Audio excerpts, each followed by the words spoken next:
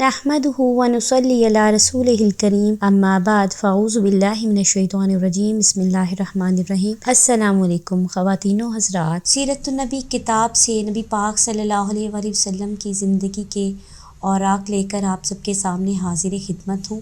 सीरतुन नबी सल्लल्लाहु अलैहि वसल्लम को पढ़ना, सीखना, सुनना, इसे अपने बच्चों के साथ शेयर करना क्यों ज़रूरी? मैं बताना चाहती हूँ कि यही चैप्टर्स, ये हिजरत मदीना, मुसलमानों को तकलीफ़ दे जाना और नबी पाक सल्लल्लाहु अलैहि वसल्लम बर्दाश्त करना, ये सारे ग़ज़वात जो आगे हम सुनेंगे, ये सारे हम बचपन से सुनते आ रहे हैं। इनको नए सिरे से आप तक पहुँचाने का मकसद ये है कि जो हमारी नई नस्ल नेट की एडिक्टेड है, तो उस तक ये एक नए तरीके में पहुँचे। हमें नबी पाक सल्लल्लाहु अलैहि वसल्लम की सीरत के चैप्टर से जो सीखना है वो ये है कि हालात जिस तरह के हों, किस हालत में किस तरह से रिएक्ट करना है। जब हम ये बात करते हैं कि नबी पाक सल्लल्लाहु अलैहि वसल्लम की ज़िंदगी एक नमूना है, इस्लाम एक मुकम्मल कोड ऑफ लाइफ है, तो आज तो हम अपने घर में बैठे ग़ज़वात नहीं लड़ रहे, ना ही हमें इस्लाम कबूल करने के लिए इतनी तकलीफ़ों की ज़रूरत है। तो फिर आज सीरतुन नबी सल्लल्लाहु अलैहि वसल्लम को पढ़ने का मकसद क्या है? अपनी ज़िंदगी से रिलेटेड चीज़ों को इससे सीखना है। जब कोई दुश्मन कोई तकलीफ़ पहुँचाए, कोई करीबी तकलीफ़ पहुँचाए, कोई भी तकलीफ़ पहुँचाए, तो उस वक्त सब्र और बर्दाश्त करना है। महंगाई में, तंगियों में जब हालात सख्त हो जाएं तो सब्र करना है, शुक्र करना है। नबी पाक सल्लल्लाहु अलैहि वसल्लम का ये कह देना कि तुमसे पहले लोगों पे इतनी मुश्किलात आईं कि उनको आरों से चीर दिया गया था, ये हमें सिखाता है कि हम जब घर में खाने के लिए कुछ ना हो तो हमें ये सोचना है कि हमारे नबी ने 3-3 दिन तक खाने नहीं खाए थे।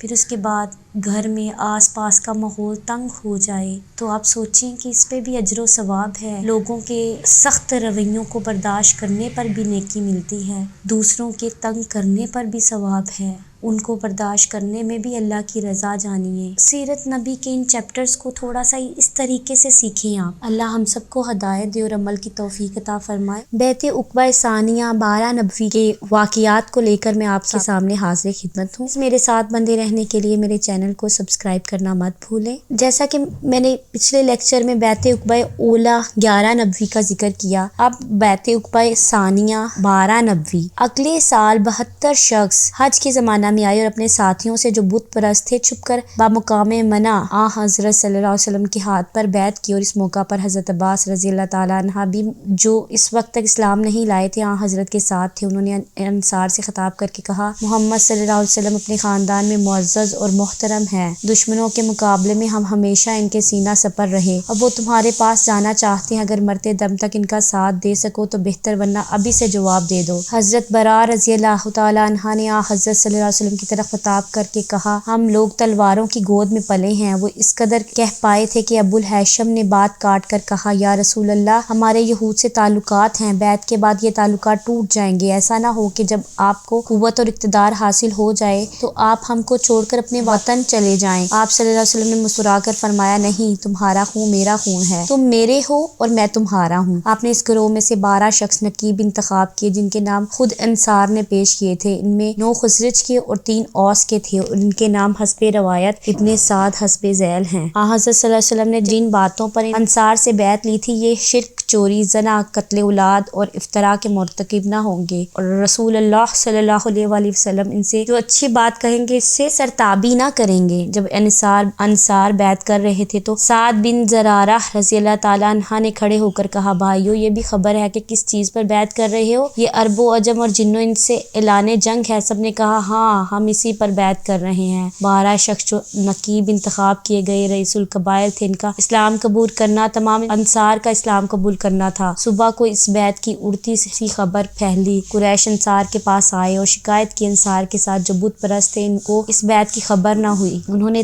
तकज़ीब की, ऐसा होता तो हमसे क्यों कर छुप सकता था। मदीना में इस्लाम को पनाह हासिल हुई तो हज़रत सल्लल्लाहु अलैहि वसल्लम ने सहाबा रज़ी अल्लाह ताला अन्हा को इजाज़त दी कि मक्का से हिजरत कर जाएं। कुरैश को मालूम हुआ तो उन्होंने रोक روک ٹوک شروع کی، لیکن چوری چھپے لوگوں نے ہجرت شروع کر دی۔ رفتہ رفتہ اکثر صحابہ چلے گئے، صرف حضرت ابوبکر صدیق اور حضرت علی رضی اللہ تعالی عنہما رہ گئے۔ جو لوگ مفلسی سے مجبور تھے وہ مدت تک نہ جا سکے۔ یہ آیت انہی کے شان میں ہے۔ کمزور مرد، عورتیں اور بچے جو یہ کہتے ہیں کہ اے خدا ہم کو اس شہر سے نکال کے، یہاں کے لوگ ظالم ہیں۔ اسی کے ساتھ میرا آج کا موضوع اختتام پذیر ہوتا ہے۔ کل نئے موضوع کے ساتھ آپ سب کی خدمت میں حاضر ہوں گی، تب تک کے لیے اللہ حافظ۔